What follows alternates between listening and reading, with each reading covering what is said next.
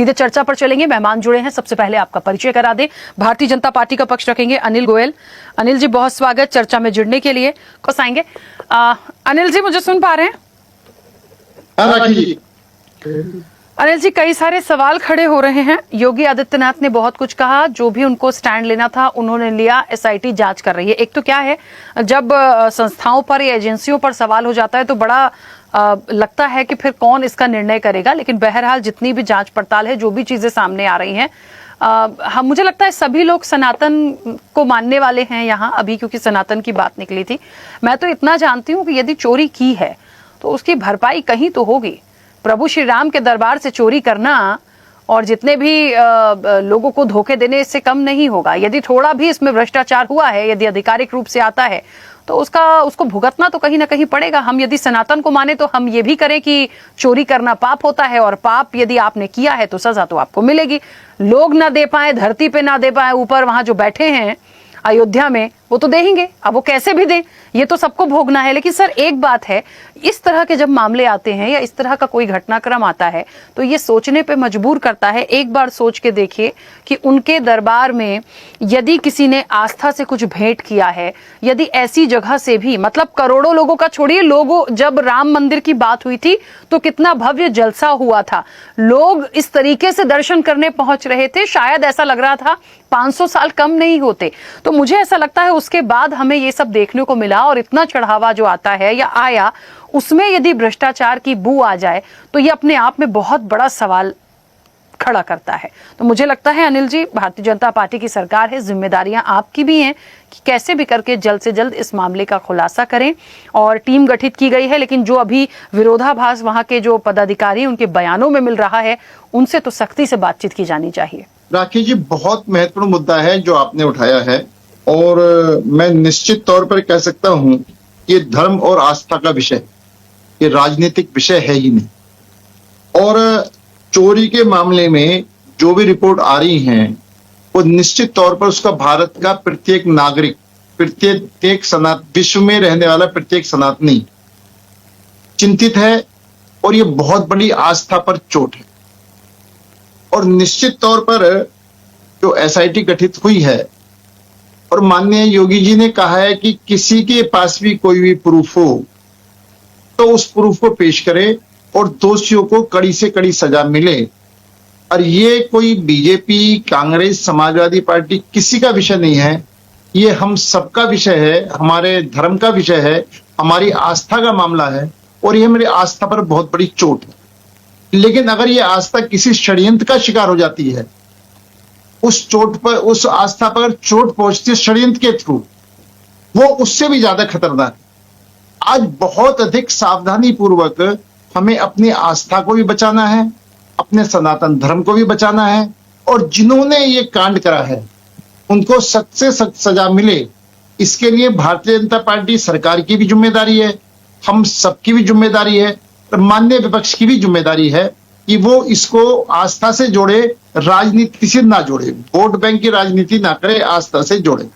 मैं एक बात और कहना चाहता हूं, अभी अखिलेश यादव जी का बयान मैं सुन रहा था, उन्होंने कहा था कि ये अफसर लोग हमसे पूछताछ करेंगे, इनको क्या हक है, आप एक कमरे में बंद हो जाओ, सीसीटीवी बंद कर दो, जिसने जो चोरी करी है वहां पर रख दो, और अपना बरी हो जाओ और बात को खत्म कर दो।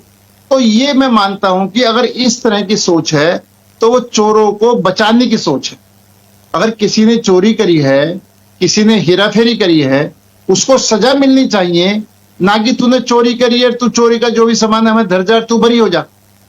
तो निश्चित तौर पर इस तरह की जो बातें हैं, मुझे कहीं ना कहीं आज भारतीय जनता पार्टी, आज वहां के ट्रस्ट के जितने भी सब लोग हैं, सब जांच में सहयोग करने के लिए तैयार हैं।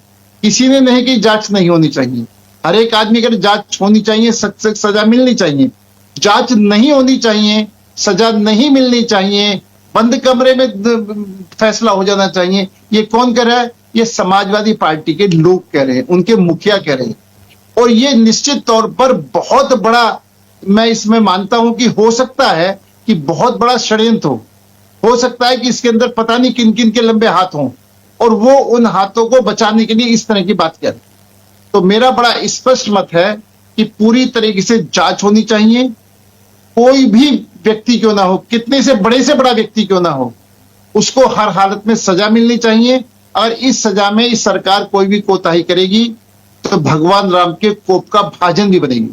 और जो भी इसमें अड़चन डालेगा, जांच में अड़चन डालेगा, जांच को गुमराह करने की कोशिश करेगा, जांच को सनातन धर्म के खिलाफ चलाने की कोशिश करेगा, उसको भी भगवान सजा देंगे। और आज जो बाकी राजनीतिक दल हैं बहुत लंबी चौड़ी बात कह रहे हैं, करनी चाहिए। मैं उसको इस बात से नहीं जोड़ता कि वो भगवान राम को मानते थे या नहीं मानते थे। लेकिन आज मुझे इस बात की खुशी है कि वो भगवान राम को मान रहे हैं। आज इस बात की खुशी है कि मर्यादा पुरुषोत्तम कह रहे हैं। आज इस बात की खुशी है कि वो निश्चित तौर पर जो कल को भगवान राम के अस्तित्व को नहीं मानते थे, राम सेतु के अस्तित्व को नहीं मानते थे, उनको काल्पनिक कथा कहते थे, वो राम भक्तों पर गोलियां चलवाते थे, वो राम रथ अडवाणी जी के रथ को रोकते थे, यानी जो धुर राम विरोधी थे, आज भगवान ने उनको सद्बुद्धि दी है और वो कि आप भगवान के शरण में आओ और उस शरण में आने से ही तुम्हारा उद्धार है। ये बहुत बड़ी सनातन धर्म की जीत है। और मैं आज भी आपके चैनल के माध्यम से अपने सभी साथियों से अनुरोध करना चाहता हूं, सभी राजनीतिक दलों से भी, कि इसको राजनीतिक मुद्दा ना बनाएं, इसको आस्था का है, आस्था का मुद्दा बनाकर रखें। राम मंदिर में जो चोरी हुई है, जो डकैती पड़ी है, जो भी कुछ हुआ है, अगर वो हुआ है तो उसमें कड़ी से कड़ी सजा उनको मिलनी चाहिए।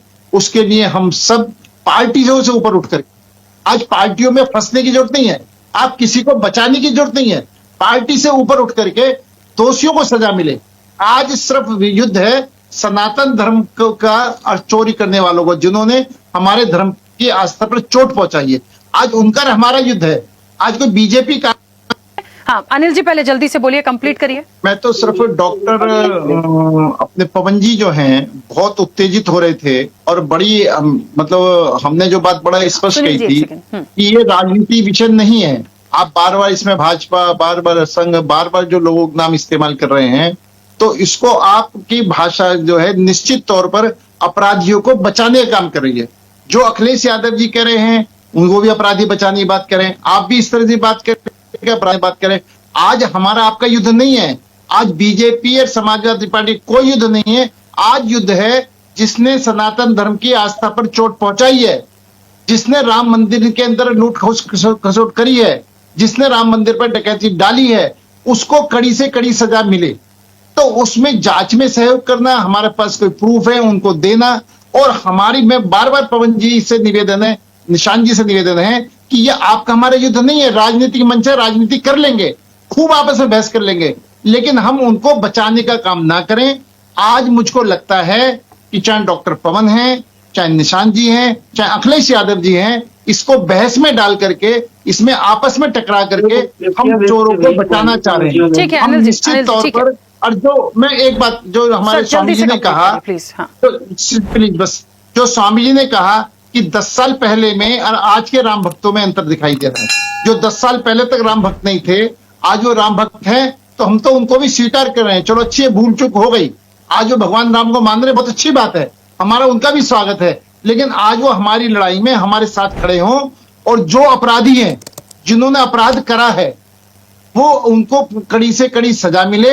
हमको इस तरीके से चलनी चाहिए, ना कि हमको आपस में लड़ करके आरोप प्रत्यारोप करना। आप बीजेपी पर आरोप लगाओ, बीजेपी समाजवादी पार्टी पर लगाए, समाजवादी कांग्रेस पर आरोप लगाए, आरोप प्रत्यारोप से कुछ नहीं होगा। आज हमें पकड़ना है जिन्होंने हमारे भगवान राम के मंदिर के अंदर कोई भी चोरी करी है। और अगर चोरी नहीं करी है, ये कोई साजिश का हिस्सा है, तो साजिश का पर्दाफाश होना है। ठीक है, कि अगर हमारी आस्था पर चोट पहुंचे तो भी क्या विरोध करेंगे भगवान राम का? ऐसा नहीं है, उनका प्रोफेशन सोनिया जी के इशारे पे किए थे, सोनिया जी के इशारे पे। उसका प्रोफेशनल है तो उसका क्या प्रोफेशनल थे, और भी तो बहुत सारे वकील थे और दूसरी जाति के वकील थे।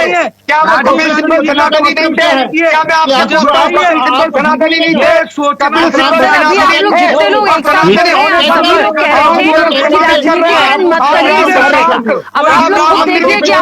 थे? कोशिश कर रहे हैं। ठीक है, चलिए एक सेकंड रुकिए, एक एक करके समझने की बात करिए।